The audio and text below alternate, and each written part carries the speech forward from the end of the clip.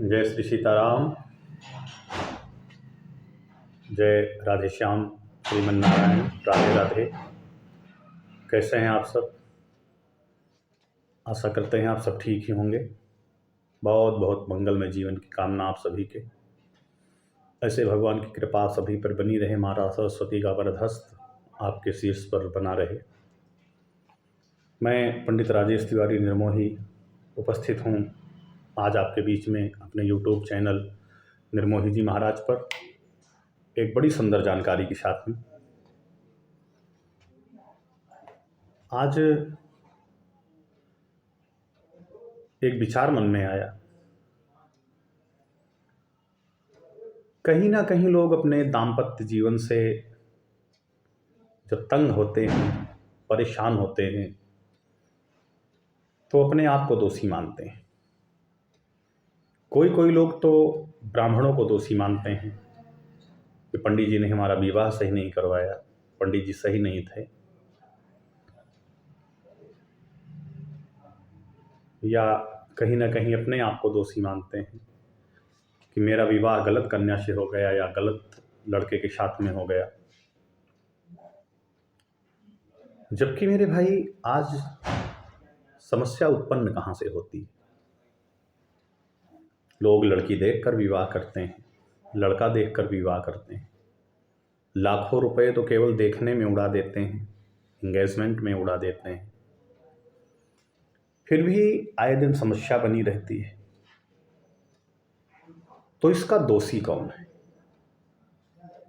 हम आप जो लड़की और लड़का देखने जाते हैं, या वो ब्राह्मण जो हमारा विवाह करवाता है, या वो व्यक्ति जिसने हमें ये सुझाव दिया कि फला जगह जा कर के उस लड़की को देखो या उस लड़के को जाकर देखो? इसका दोषी कौन है मेरे भाई?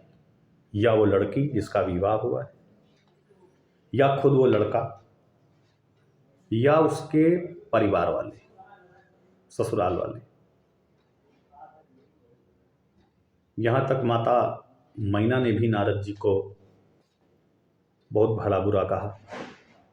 चौपाई आती है कि नारद कर मैं काह बिगारा, भवन मोर जिन बसत उजारा,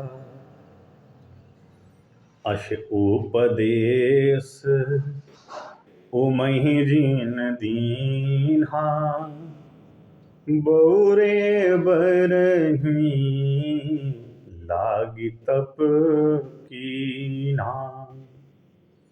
माता पार्वती जी ने भी नारद जी को कहा कि नारद जी ने मेरा घर बर्बाद कर दिया, इस पागल दूल्हा के लिए मेरी बेटी को आदेश किया कि तप करो, मेरी तो किस्मत फूट गई। तो मेरे भाई, इसका वास्तविक में हकदार कौन है, दोषी कौन है? आज यही हमारा चर्चा का विषय है आपके बीच में। महाराज वशिष्ठ जी, जो राम जी के कुलगुरु हैं और मामूली संत नहीं है महाराज, त्रिकालदर्शी हैं। कब क्या होगा, क्या होने वाला है, ये सब बातों का उनको ज्ञान है। देवी सीता जी का विवाह हुआ, और यहीं से प्रारंभ करते हैं। एक ही मुहूर्त में चारों भाई का विवाह हुआ।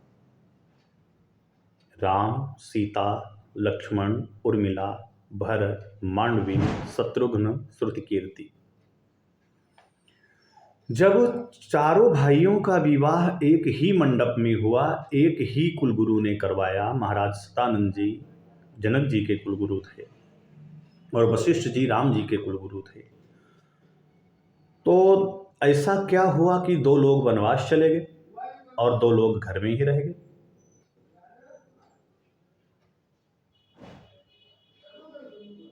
क्या इनकी कुंडली तो पढ़ी गई होगी? लोग इशारा करते हैं ब्राह्मणों के ऊपर कि वशिष्ठ जैसा ज्ञानी राम और सीता की कुंडली को मिलाने वाला, जब उनकी कुंडली में वनवास लिखा था तो विवाह करवाने की क्या जरूरत थी? बहुत सारे प्रश्न उठते हैं लोगों के मस्तिष्क में। आज मैं आपसे बताऊं मेरे बंधु,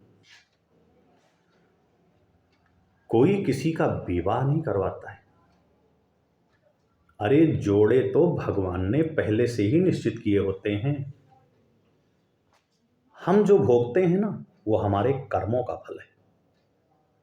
गीता में भगवान श्याम ने भी कहा है, अवश्यमेव भोक्तव्यम कृतम कर्म शुभाशुभम। भागवत में भी लिखा है, कर्मणा जायते जंतु कर्मणैव विलीयते, सुखम दुखम भयम क्षेमम कर्मणैवाभिपद्यते। बाबा तुलसीदास भी लिखते हैं, ये कर्म प्रधान विश्वर चिराखा, जो जस करई सो त्यस फल चाखा। हम जैसा कर्म करते हैं वैसा ही फल मिलता है। आओ अब अपने टॉपिक पर आते हैं। जब भरत जी ननिहाल से लौट करके आए, कैकेय देश से लौट करके आए, पता चला कि पिताजी स्वर्गलोक सिधार गए। बड़ी भैया राम, माता सीता, छोटे अनुज लक्ष्मण जंगल चले गए। 3 माताएं विधवा हो गई। तो भरत जी को बहुत रोना आया। और जब थोड़ा सा अपने आप को संभाला, माता कौशल्या ने धैर्य बंधाया, तब वशिष्ठ जी से भरत जी ने पूछा, महाराज एक बात बताओ, एक ज्ञानी गुरु में और एक मूर्ख पंडित में अंतर क्या होता है? आज मैं ये नहीं समझ पा रहा हूं कि मेरे पिताजी के आप कुलगुरु और आप कोई साधारण संत नहीं है महाराज, ब्रह्म ज्ञानी हैं, ब्रह्म ऋषि हैं, ब्रह्म का ज्ञान है आपको, त्रिकालदर्शी हैं। आपको मालूम था कि कब क्या होगा, क्या होने वाला है। तो महाराज एक बात बताओ, मेरे राज्य में इतना बड़ा अनर्थ कैसे हो गया और आप इसे रोकने में समर्थ हैं, समर्थवान हैं? क्योंकि भारत के संत के अंदर इतनी बड़ी सामर्थ्य है कि वो अपने तप के प्रभाव से भगवान को भी चुनौती दे देता है। तो महाराज आप जैसे ज्ञानी संत के होते हुए मेरी अयोध्या में इतना अनर्थ कैसे हो गया? आपने इसे रोका क्यों नहीं? तो आप जैसा त्रिकालदर्शी संत मेरे कुलगुरु बना और बनने का हमको लाभ नहीं दे पाया, तो महाराज क्यों, क्या कारण है? हम क्या कहें? वो समय आपने ही तो कहा था, सुदिन सुमंगल तब ही जब राम हो युवराज, कि वही क्षण सुंदर होगा, वही घड़ी सुंदर होगी जब राम जी राजा बनेंगे। तो महाराज ये सुंदर समय और सुंदर घड़ी कहां चली गई? महाराज वशिष्ठ जी की आंखों में आंसू आ गए। और आंसू ही नहीं आए, पहली बार वशिष्ठ जी बिलख बिलख करके रोने लगे। बहुत जोर से रोए और कहा क्या, भरत इसमें ना मेरा दोष है, ना राजा दशरथ का दोष है, ना तुम्हारा दोष है, और ना भगवान श्री राम जी का दोष है। ये दोष किसका है? ये सुनहु भरत भाभी प्रबल, बिलख कहो मुनिनाथ। सुनहु भरत भावी प्रबल, बिलख कहो मुनिनाथ। हान लाभ जीवन मरण, जस अपजस विधि हाथ। वशिष्ठ जी ने कहा, भैया भरत जी, भाभी बड़ी प्रबल होती है। भगवान ने सब कुछ इंसान को दिया, लेकिन 6 चीज़ें उसके हाथ से छीन लिया, उसे अपने हाथों में रखा। हानि, लाभ, जीवन, मरण, जस, अपजस। अगर इंसान को पता चल जाए इसमें मेरी नुकसान होगा, मेरी हानि होगी, तो शायद वो कर्म ना करे। कहाँ लाभ होगा ये पता चल जाए तो वो कर्म वही करे। इसलिए भगवान ने 6 वस्तुएं, हानि, लाभ, जीवन, मरण, जस, अपजस, अपने हाथ में रखा। भरत, इसको ना हम बदल सकते हैं ना आप बदल सकते हैं। ये होनिहारी हुई हैं बड़ी हाई, होनिहारी हुई हैं बड़ी हाई, बरबस रात दिवस की नाई। इसलिए भरत जी, होनी बड़ी प्रबल होती है, वो अपने समय पर होती है, वो नहीं टलती है। राम सीता का विवाह गलत नहीं, उनके भाग्य में बन जाना था।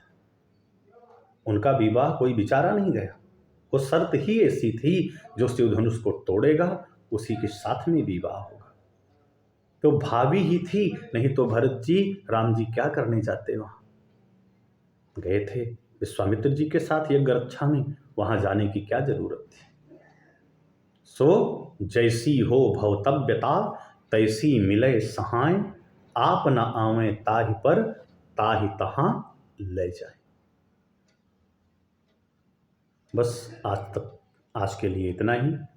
फिर मिलते हैं अगले वीडियो में।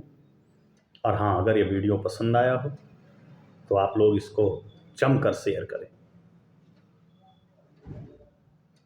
ताकि समस्त भक्तों के पास तक ये वीडियो पहुँचे। चैनल को सब्सक्राइब करें, वीडियो को लाइक करें। जय श्री सीता, जय श्री राम, जय श्री राधे, जय श्री श्याम।